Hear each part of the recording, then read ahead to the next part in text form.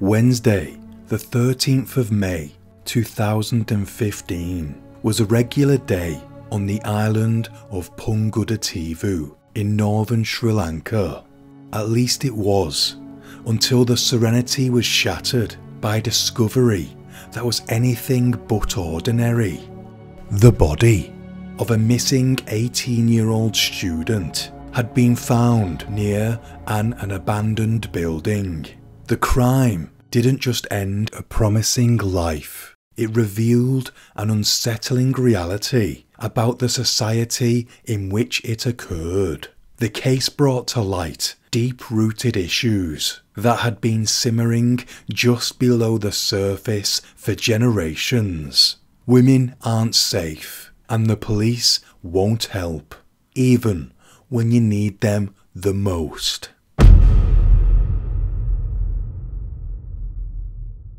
The information in this video is sourced from global news reports, and there was something mentioned repeatedly which was equally as alarming as the heinous crime itself. It was the inadequate response from the authorities. The incident appears to be a turning point for Sri Lanka, highlighting the critical gap in support systems for local residents. Before we dive into the case, I want to let you know that I make videos weekly, so if you want to see my next one, please drop the video a like and subscribe if you are new.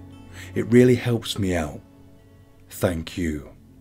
Sigaloganathan Vithia was born on the 25th of November 1996. Her parents had been displaced in the Sri Lankan Civil War of the early 1990s, and for the first few years of her life, Vithia and her family moved frequently. They had no fixed home, and whenever they thought they had found a place to settle, they would inevitably be forced to move on to the next location.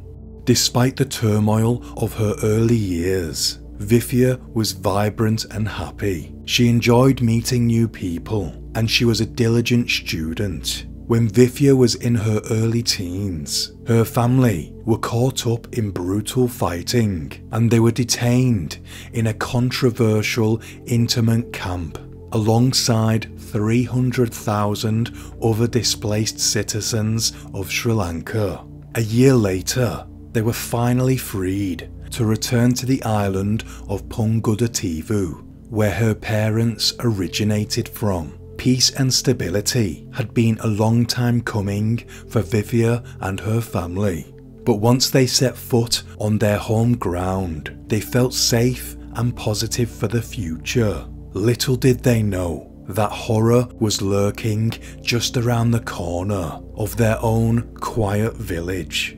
As soon as Vithia had settled back into life in Punggudativu, she started classes at the local college. Now aged 18, this was Vithia's happy place, and she wanted to make the most of her final year as a student towards her A-levels. She took every extra class that she could, in the hopes that one day she would achieve her dream of becoming a teacher or working in the media. Each morning, Vithia would get up early and help her mother with chores before cycling to her school, just a little over a mile away. She usually rode with her two friends who lived on the same street, and if they weren't around, she would catch a ride on the back of her younger brother's bicycle. But on the morning on the 13th of May 2015, the two friends from the street were ill, and her big brother had already left the house for the day. So Vithia rode the short distance on her own. There was no reason for her to be afraid. She kissed her mother goodbye and set off down the street just like every other morning. Except this day wasn't going to end the way it usually did. At 3 p.m, Vithia's mother, Saraswati, felt a growing sense of unease. She knew something was wrong. School had ended at 2 p.m, and it was unlike her daughter to hang around without reason. especially as she hadn't mentioned attending an extra class that morning and usually returned home well before 3 p.m. to assist with household tasks and complete her homework. With each passing minute, Sarafwasi's concern escalated, compelling her to ask her son to drive her to the school to investigate Vithia's whereabouts. Upon arrival, however, they were informed by the teaching staff that Vithia had been absent the entire day. The worry intensified as local villagers they spoke to also reported not having seen Vithia since the previous day. By 6 p.m, they decided it was time to report Vithia missing. But when they informed an officer at the local checkpoint that she hadn't been seen since leaving the house in the morning, the man laughed in their faces and told them that she had probably run off with a lover. It took another half an hour for them to drive to the closest police station, and 3 more hours before a female officer took them seriously enough to file a report. Okay, sometimes the missing person may have gone off with a lover. It may not always be the worst case scenario, but a parent knows. They have a gut instinct. And could you imagine the frustration, the rage that Saraswati must have felt when she was just dismissed? Shocking. It was nearing midnight by the time the family returned home, but they weren't about to allow their exhaustion to stop them finding Vithia. By then, they knew the police weren't going to help, and instead they called on their friends, family and neighbours to carry out a search. After hours looking in the dark, the neighbours went home to get some rest before starting again at 5 a.m. the next morning. Vithia's brother, Nishanthan, was amongst a group of searchers, scouring the roads around the village. They had taken the 2 family dogs with them in the hopes that they might detect Vithia's scent in places they may not otherwise search. Sure enough, just 1.5 kilometers from their home, the dogs began to bark wildly. Hidden away amongst some long grass to the side of the road was Vithia's bicycle. Laying just a few feet away were both of her shoes. It was now clear something terrible had happened to their 18-year-old, but they still needed to find her to know for sure. Nishantham was terrified about what he might find if he looked any further, but he wasn't about to abandon his big sister. He led the dogs away from where the bicycle was and towards a number of abandoned buildings, which children in the village often joked were haunted. He didn't find ghosts, but what he did find still haunts him to this day. Just outside of the buildings was a small cluster of trees. In between 2 of them, he found what was left of his sister. Vithia was found mostly naked, and her hands were tied behind her back with her own tie. Inside her mouth was a gag made out of cloth, and her 2 legs were pulled apart and tied to the 2 trees on either side of her. One of her eyelids was cut, and her face was badly bruised and swollen. You can only imagine the horrors that Vithia went through in those brutal final moments.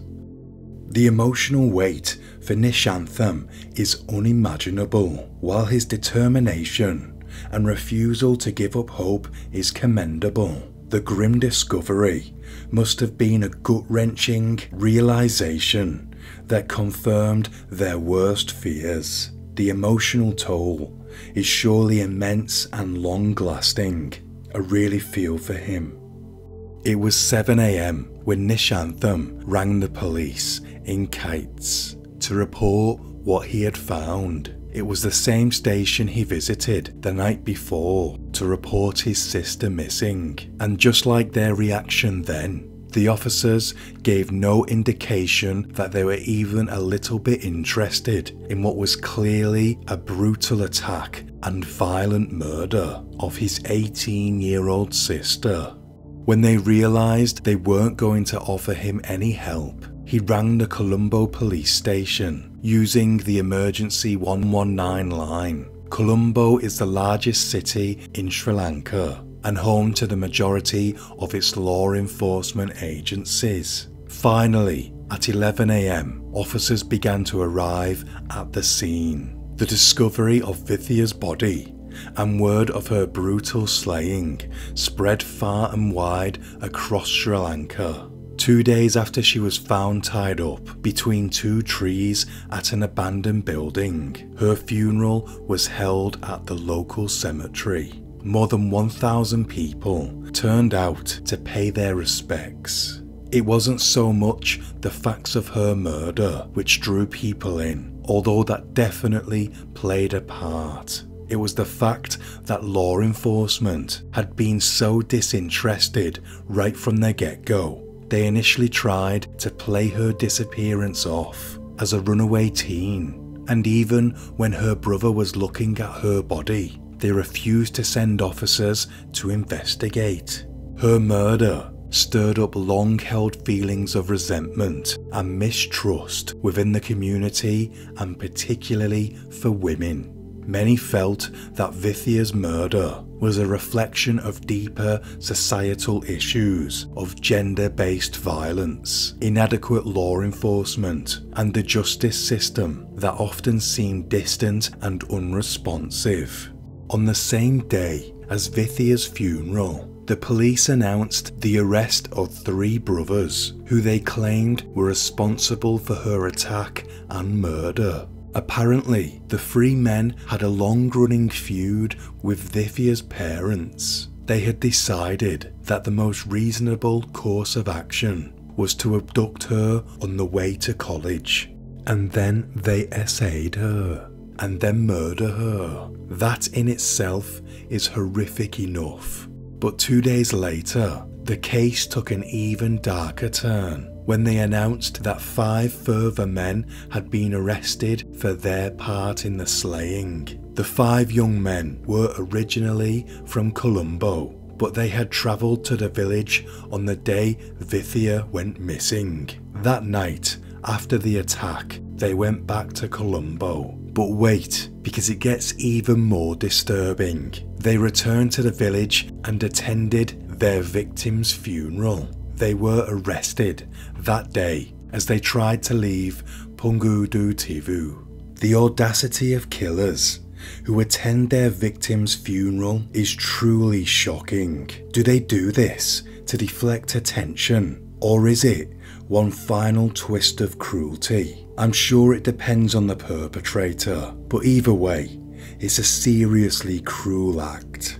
A 9th man was arrested on the 18th of May. The circumstances surrounding the arrest of Mahalingam Sasikumar, otherwise known as Swiss Kumar, add to the narrative that more powerful forces are at play in Sri Lanka than justice, especially when it comes to women. Local rumours indicated that Swiss Kumar was a man with significant connections, both with Sri Lanka and overseas. There were talks of his alleged ties to influential figures, and some even speculated that he used these connections to evade arrest. Indeed, it wasn't the police who captured him, it was villagers. They attacked him and tied him to a power pole, and when he was finally handed over to the police, he demanded medical treatment. But when he was at the Jaffna hospital, he managed to escape